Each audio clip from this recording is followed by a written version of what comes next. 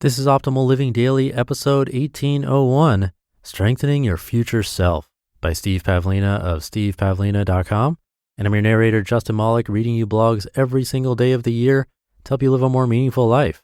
I cover personal development or self-help, minimalism, motivation, and a lot more. And we have a bunch of shows reading blogs to you. Search for Optimal Living Daily wherever you're hearing this to find all of them. But for now, let's get to another post as we optimize your life.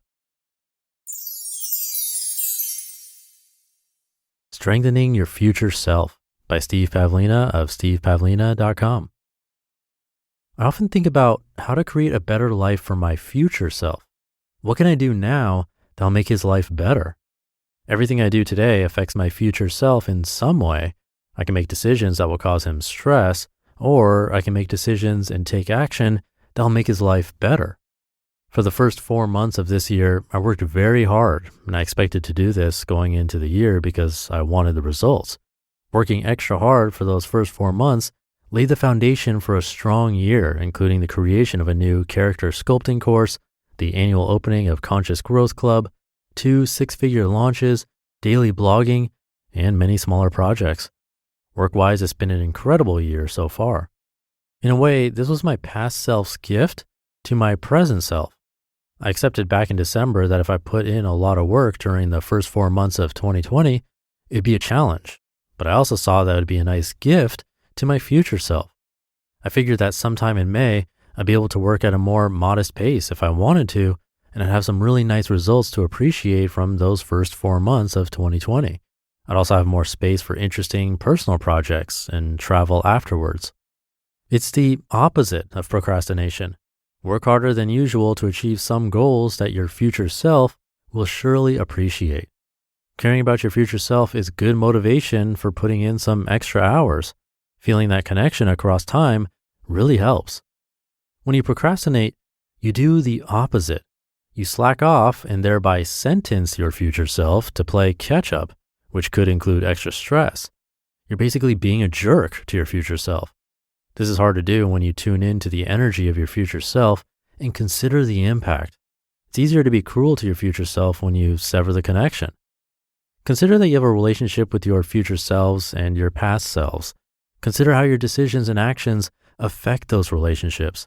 What will it do to you as a person if you strengthen those relationships by making good decisions and taking aligned actions?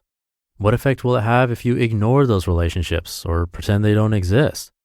When I reflect back on all the effort and experimentation that my past self invested in personal growth, I feel grateful. His decisions gifted me with some fabulous knowledge and skills that I very much appreciate. I feel blessed and lucky to live the life I get to live, but I also know how many times that could have been derailed if I'd made different past decisions. I feel delighted that my past self worked extra hard this year to put me in a better position today. I appreciate him for doing that. His choice was beneficial for our relationship. He made some modest sacrifices to send me this gift, and I sent him lots of appreciation back in time. And I know that he knew that I'd appreciate this gift. What if the energy you transmit through time actually gets picked up by your other selves somehow? What kind of energy do you send to your past selves? What kind of energy do you imagine your future selves might be sending back to you today? What could you do differently today to make these transmissions feel more aligned and empowering? Are these energy transmission across time really happening? Who knows? But I find that this is an empowering model to lean into.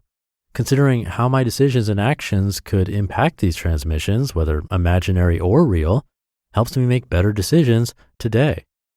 Lately, I've been amping up my exercise routine too, and I feel that it's creating a better relationship with my other selves across time.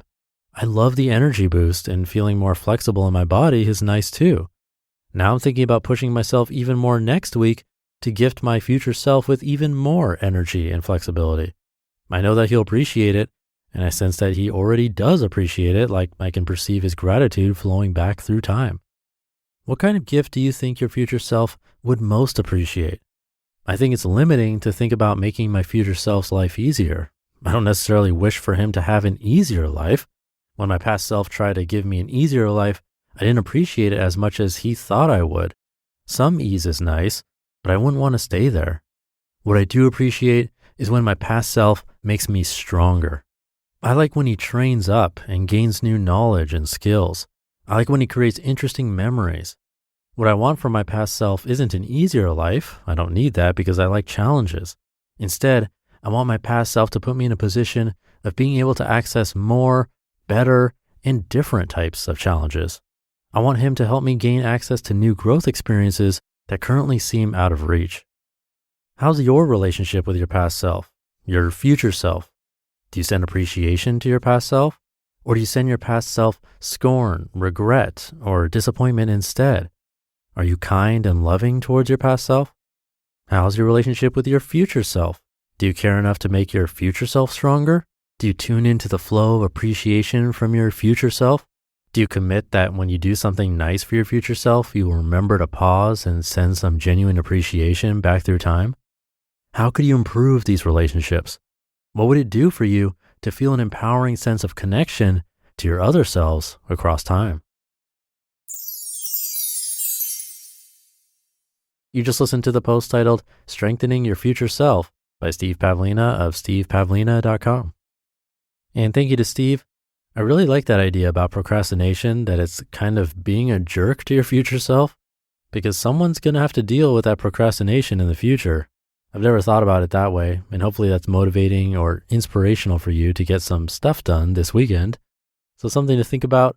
Have a great day and a great weekend if you're listening in real time, and I'll see you tomorrow, where your optimal life awaits.